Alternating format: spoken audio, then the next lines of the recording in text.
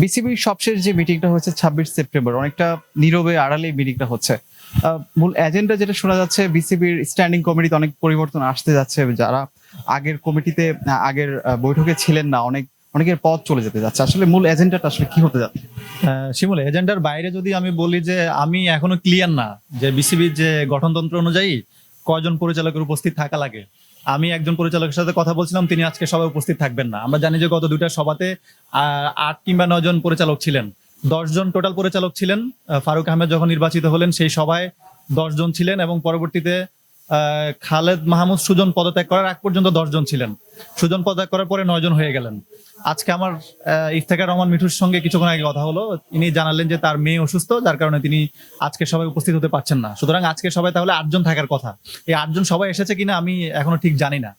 আর আপনি যে এজেন্ডার কথা বলছিলেন, যে এজেন্ডার মধ্যে সবচেয়ে বড় যেটা হওয়া উচিত সেটা হচ্ছে বিপিএল। 27 ডিসেম্বর বিপিএল হওয়ার কথা এবং আগামী সপ্তাহে কিন্তু ড্রাফট হওয়ার কথা বিপিএল, নিশ্চয়ই সেটা জানেন। তো ড্রাফটকে কেন্দ্র করে আসলে একটা পরিবর্তিত পরিস্থিতির মধ্য দিয়ে কিন্তু বিসিবি যাচ্ছে। এখানে আপনার অধিকাংশ পরিচালক নাই। আমরা যদি ধরে নিই তাহলে আমরা দেখবো যে ফারুক আহমেদ এবং নাজমুল আবেদিন ফাহিম তারাই মূলত যা কিছু করার সবকিছুই করছেন।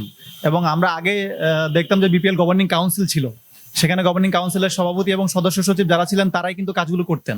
তো এবার আমরা দেখলাম যে ফারুক আহমেদ তিনি পুরোটা নিজেই হ্যান্ডেল করেছেন, একেবারে কারা থাকবেন না থাকবেন বা সবকিছু।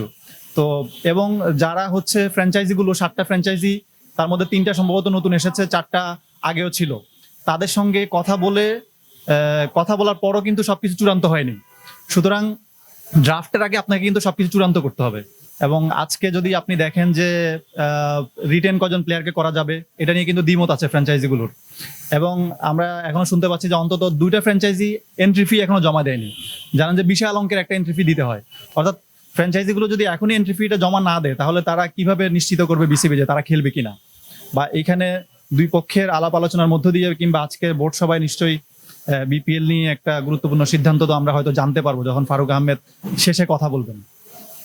যারা এর আগে বিপিএল এর দায়িত্বে ছিলেন, শেখ সোহেল, ইসমাইল হায়দার মল্লিক, সরকার পতনের পর থেকে কিন্তু তাদের আর খোঁজ মিলছে না। ইনফ্যাক্ট কোনো বোর্ড মিটিং এ তারা উপস্থিত ছিলেন না। এমনও শোনা যাচ্ছে তাদের পদগুলো চূড়ান্ত ভাবে বাদ হতে যাচ্ছে।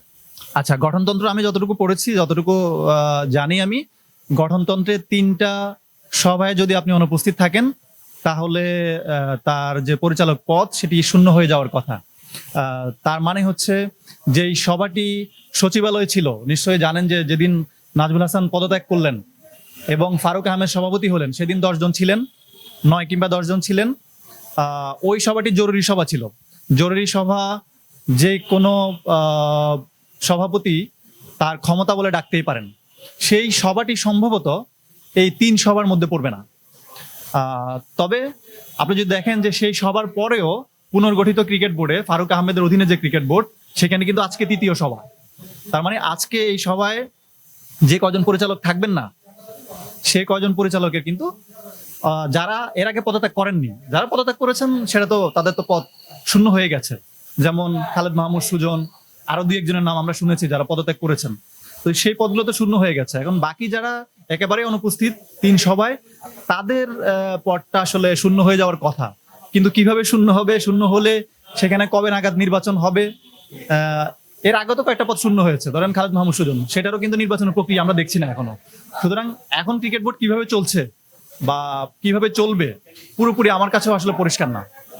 আমরা গেম ডেভেলপমেন্টের কথা, যেটা ওই পথে একেবারে শূন্য। এরপরে মিডিয়া কমিটি, টুর্নামেন্ট কমিটি, এরকম সবচেয়ে গুরুত্বপূর্ণ বিষয়গুলো কিন্তু শূন্য পদ খালি আছে এখনো।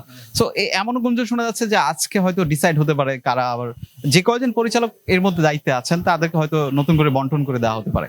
আমি যদি ভুল না করি 26 সেপ্টেম্বর গত মাসে সম্ভবত লাস্ট বোর্ড সভাটি হয়েছিল। সেখানেও কিন্তু এই ধরনের একটা আমরা শুনেছিলাম যে কিছু রদবদল হবে। এবং আমরা শুনছিলাম যে মিডিয়া কমিটিতে আসছেন,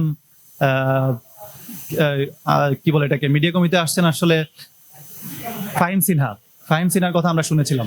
সুতরাং ফাহিম সিনহা এখনো আসছেন কিনা বা কাজ শুরু করেছেন কিনা সেটা আসলে ডিক্লেয়ার করেনি বিসিবি। একই সঙ্গে গেম ডেভেলপমেন্টের কথা আমরা শুনছিলাম যে নাজমুল আবেদিন ফাহিমের অভিজ্ঞতা আছে, তিনি হয়তো কাজ করতে পারেন, আরো 2-1টা দায়িত্ব হয়তো নিতে পারবেন। সেটাও কিন্তু আনুষ্ঠানিক কোনো ঘোষণা আসেনি। আবার আমরা এটাও শুনেছি ফারুক আহমেদ নিজেই হচ্ছে ক্রিকেট অপসের দায়িত্ব নেবেন, ক্রিকেট অপারেশনসের দায়িত্ব নেবেন, নিজেই সেটা দেখবেন। এবং বিপিএলও তিনি নিজেই দেখেছেন। কিন্তু সেগুলো আসলে আনুষ্ঠানিক একটা বক্তব্য আসা উচিত যে কে কোনটা দায়িত্ব নিলেন আসলে। কারণ 8 বা 9 জন পরিচালক যারা আছেন তাদেরকে একাধিক দায়িত্ব নিতে হবে, 2টা বা 3টা করে ডিপার্টমেন্ট সামলাতে হবে। কে কোনটা সামলাচ্ছেন সেটা যদি বলা হয় তাহলে আমাদের জন্য সহজ হবে, গণমাধ্যম কর্মীদের জন্য। ধরেন এখন মিডিয়া কমিটিতে কে আছে আমরা কিন্তু জানি না, মিডিয়া কমিটিতে কে আছেন সেটা যদি আমরা জানতাম তাহলে আমাদের অনেক কাজ কিন্তু সহজ হয়ে যেত। কিংবা গেম ডেভেলপমেন্টে কে আছেন সেটাও কিন্তু আমরা জানি না, ক্রিকেট অপসটা কে দেখছেন সেটাও কিন্তু আমরা জানি না। সুতরাং আমরা আশা করছি বা অনেকে যেটা মনে করছে যে আজকে এজেন্ডার মধ্যে হয়তো সেটাও থাকবে। আজকের এজেন্ডাতে মূলত এই বিষয়গুলো আসতে পারে, তবে সবশেষ আসলে মিটিং শেষ করে বৈঠক শেষ না হওয়া পর্যন্ত বলা যাচ্ছে না কোন কোন বিষয়গুলো আসলে পরিবর্তন হচ্ছে।